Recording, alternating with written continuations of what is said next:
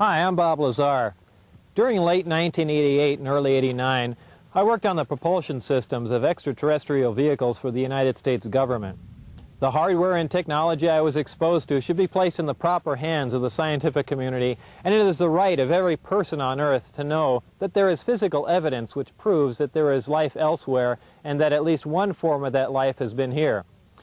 I worked in a number of scientific programs, some of which require top secret and above top secret security clearances, of which the most easily verifiable is my early 1980s job here at the Los Alamos Meson Physics Facility in Los Alamos, New Mexico. While working at Los Alamos National Lab in 1982, the local newspaper did a front-page story on a jet car I had built. Coincidentally, Dr. Teller was giving a speech in Los Alamos that same day. We met and had a short chat about the jet car, and I later listened to his speech. I never met Dr. Teller again, but in 1988, when I decided to re-enter the scientific community, I sent him a resume and inquired about a job. Dr. Teller responded by telephone and told me that he was no longer active, but just functioned in a consultant capacity. He gave me the name of a contact to call in Las Vegas. I made that call, and things progressed from there until I got into the program. I never got a chance to ask Dr. Teller if he remembered me from Los Alamos, so I don't know if that was a factor or not. And if I ask you on camera if you know Bob Lazar, can you just say no? I will sit silently.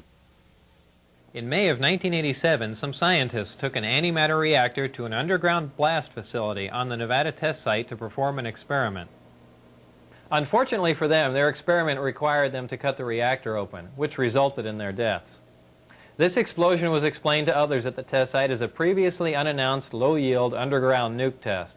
I was hired in December of 1988 to replace one of these men. Between December of '88 and April of '89, I worked as a senior staff physicist in what has to be the most secret project in history. My place of work was a facility at an area known as S4 on the Nellis Air Force Range in central Nevada.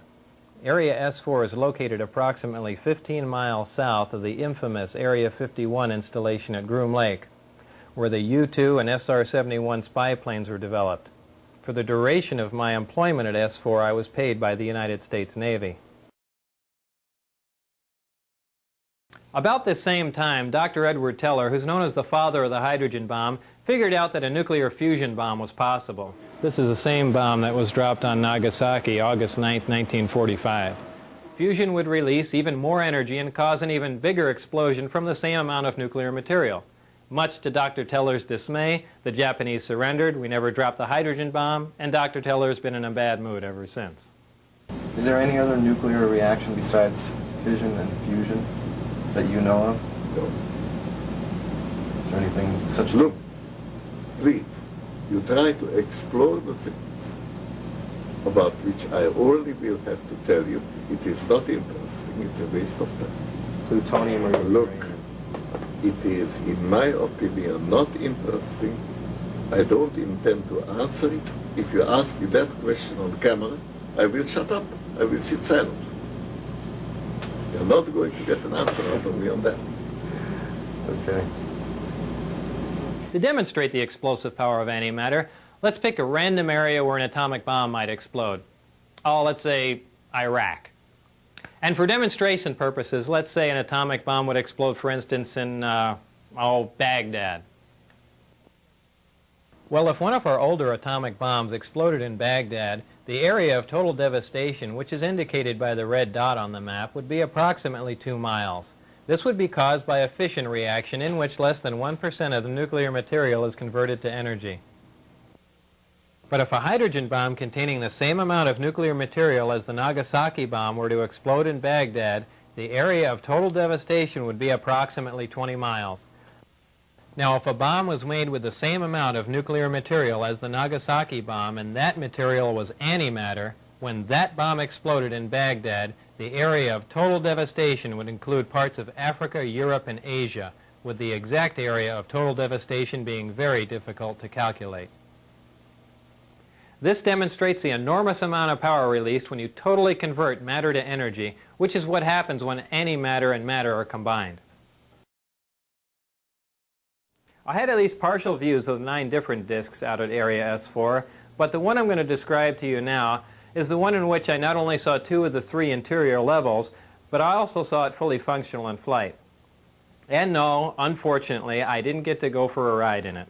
This particular disc appeared to be in excellent condition, and because of its sleek appearance, I nicknamed it the Sport Model. The Sport Model is about 16 feet tall and 40 feet in diameter. The exterior skin of the disc is metal, which is the color of unpolished stainless steel.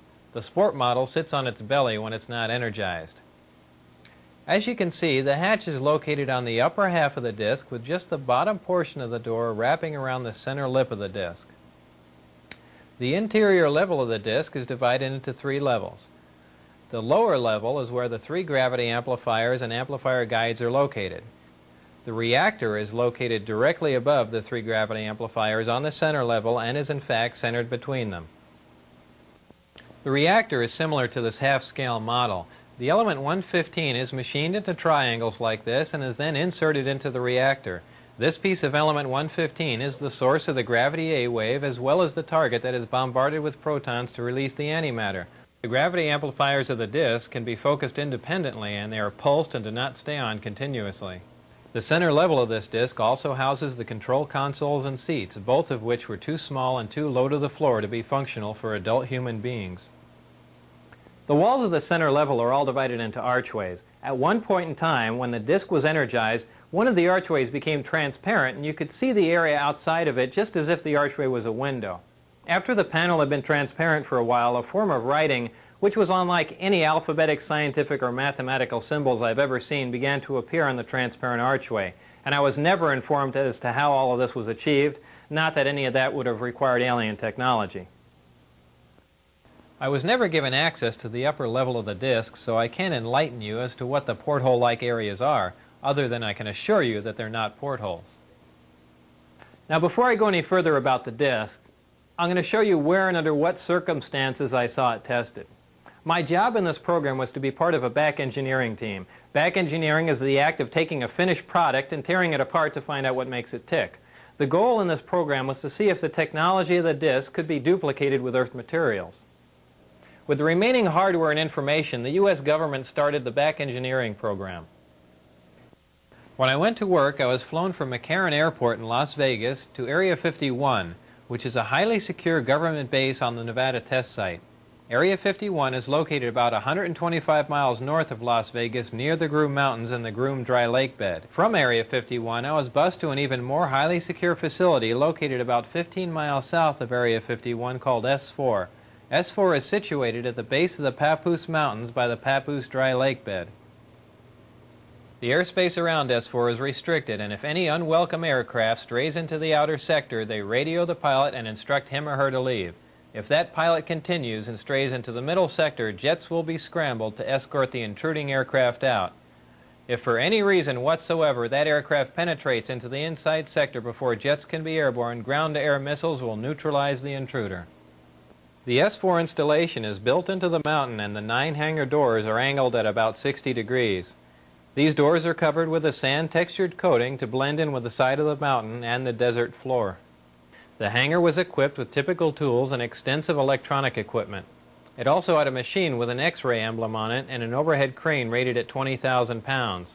Equipment in this hangar was marked with a black number 41 with a white circle around it.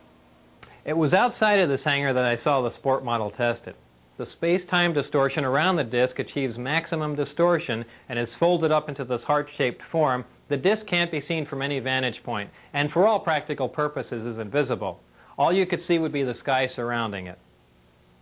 The program out at Area S4 consisted of 3 projects: Project Galileo, Project Sidekick, and Project Looking Glass. Project Galileo dealt with gravity propulsion, and Project Sidekick dealt with a beam weapon that had a neutron source and was focused by a gravity lens. Project Looking Glass dealt with the physics of seeing back in time. Now, I was not personally involved with the hardware of Project Sidekick or Looking Glass.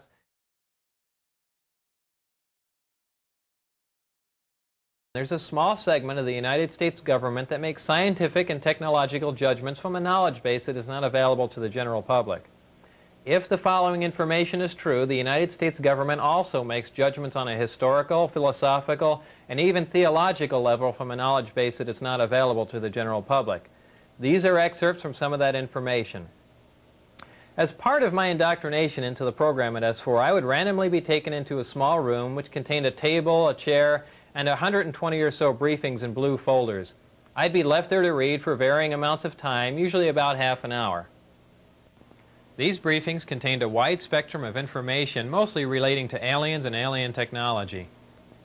These reports appeared to be an overview of alien information which can be used to brief scientists from any field about the scope of the whole project, and not just their specific field of endeavor. The overview of Project Galileo was accurate. I read the overview and later witnessed evidence which proved it to be accurate. So it is possible that scientists involved with other projects could have seen evidence that these other overviews were also accurate, but I can't make that assertion. To me, these reports were simply words on paper. So to keep from saying allegedly and supposedly in every sentence, I'll relay this information to you as I read it, since I've already put this disclaimer on it. This technology that you've learned about thus far was brought here by some alien beings from the Zeta Reticuli 1 and 2 star system. These stars are located in the constellation of Reticulum, which can only be seen from the southern hemisphere. Zeta Reticuli is a binary star system, which means it has 2 stars, and is located approximately 30 light years from Earth. These beings are from Reticulum 4, which is the 4th planet out from Zeta Reticuli 2. The beings are 3 to 4 feet tall and weigh 25 to 50 pounds. They have grayish skin and large heads. These beings said that man was the product of externally corrected evolution. They said that man, as a species, had been genetically altered 65 times. They refer to humans as containers, yet I don't know what we're containers of. As I'm sure you now know, it was impossible for me to corroborate the information in the second section. And obviously, if this information is true, the ramifications are far-reaching, and you don't have to be a nuclear physicist to figure